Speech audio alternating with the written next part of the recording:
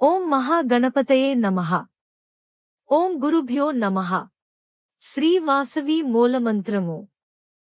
ఓం హ్రీం శ్రీం క్లీం ఐం గ్లాం వం వాసవి కన్యకే మహ్యం సర్వ సౌభాగ్యం దేహి దేహి స్వాహ.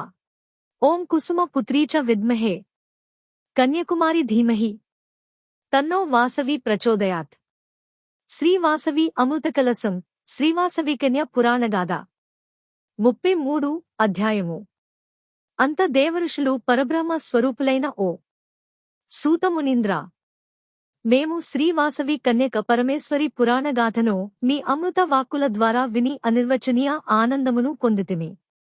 మహాత్మా, మా మీద దయించి తదుపరి జరిగిన ఉత్తర శ్రీవాసవి కన్యక పరమేశ్వరి గాథను వివరించుడని వేడిరి. అది విని సూత మహర్షి మరలా ఈ విధముగా చెప్పసాగెను. 1. రాజరాజ నరేంద్రుని విలాపము. తన తండ్రి విష్ణువర్ధనుని మరణవార్త విని రాజరాజ నరేంద్రుడు బోరున విలపించెను. అతని తల్లి మూర్ఛిల్లెను. రాచనగరంతయు కన్నీరు మున్నీరాయెను. అప్పుడు రాజగురువైన దౌమ్యులవారు అటకేతించి రాజరాజ నరేంద్రుని ఓదార్చుచు, నాయనా, దుఃఖమును సైరించుకుని స్వస్థత నొందుము.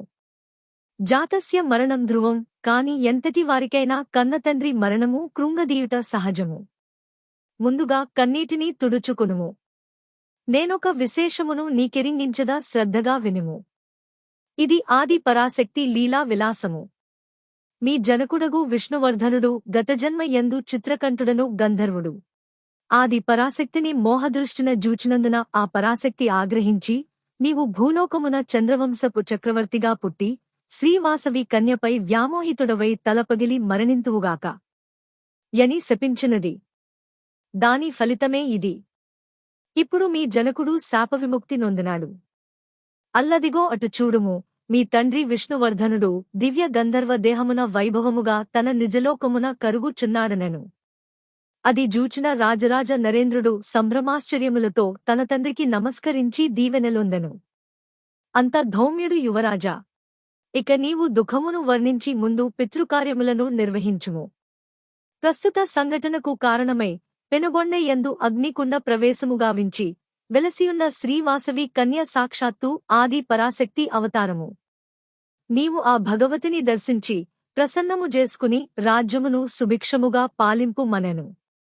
రాజరాజ నరేంద్రుడు దౌమ్యులకు ప్రణామముల గావించి, గురుదేవా, ఈ విపత్కర సమయాన మీరు అండగా ఉండి నన్ను ముందుకు నడిపింపుడని వేడెను. 2. విరూపాక్ష, బాలనగర్లు శ్రీ భాస్కరాచార్యులను గలియుట.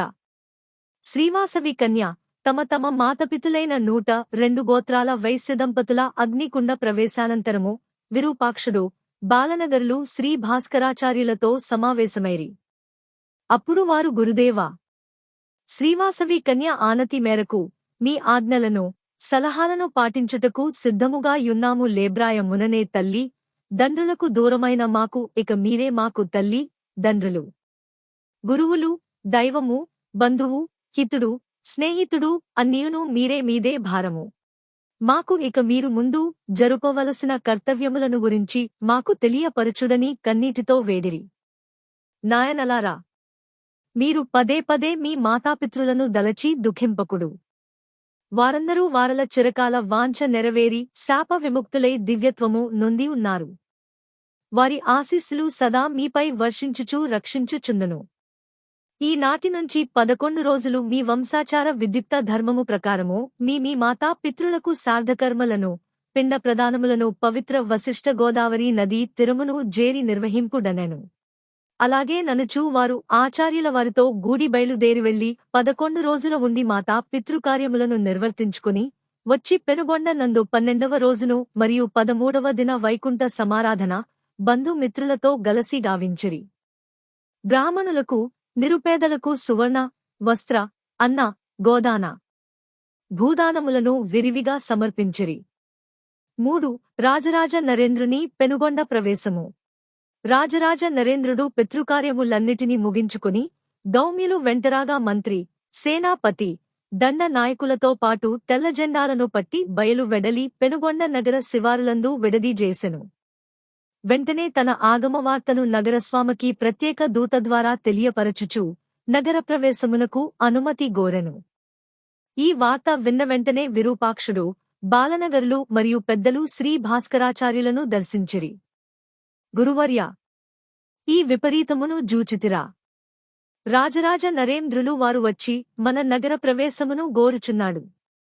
తొండ మడసి ఊసురు వెళ్లి వచ్చినది. ఏది ఏమైనా మేము భయపడము. అనుమతి ప్రసాదింపుడు. అతనిని ఎదుర్కొనుటకు సంసిద్ధులమైయున్నామనిరి. అంత శ్రీ భాస్కరాచార్యులు వారిని సముదాయం చుచు, నాయనలారా, అన్నిటికీ ఆవేశము పనికి రాదు.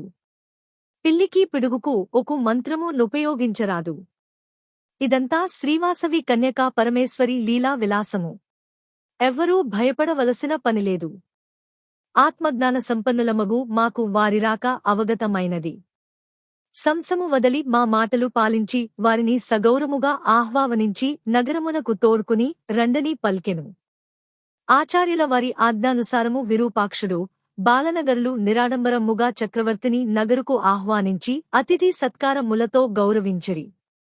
రాజరాజ నరేంద్రుడు ముందుగా శ్రీ భాస్కరాచార్యుల వారికి ప్రణమిల్లి శ్రీ నగరేశ్వర స్వామికి పూజలు నిర్వహించి పిదప సమావేశమును నిర్వహించెను. ఆ సభయందు చక్రవర్తి గద్గద స్వరమున ఆర్య వైశ్యులారా, ముందుగా శ్రీవాసవి కన్య భగవతికి నా వందనస్సతములు. మీకు నీ హృదయపూర్వక అభివాదములు. మా తండ్రిని, మా కుటుంబమును మన్నింప వేడుచున్నాను. పరాశక్తి శాపగ్రస్త పీడితుడైన మాజనకుడు మిమ్ము అష్టకష్టముల బెట్టి బాధించి తగినట్టి ఫలమును భవించి మరణించినాడు. ఇందు ఎవ్వరి ప్రమేయములు లేవు. మా చంద్రవంశము నందు ఇట్టి ఘోరము మునుపెన్నడూ జరగలేదు. ఇది మా చరిత్రకు మాయని మచ్చ. భవిష్యత్తున ఇటువంటి అపరాధములు జరుగ నివ్వము. ఇది నా ప్రమాణము. కావున మీరందరూ పెద్దమనస్సున మమ్ము క్షమింపుడనెను.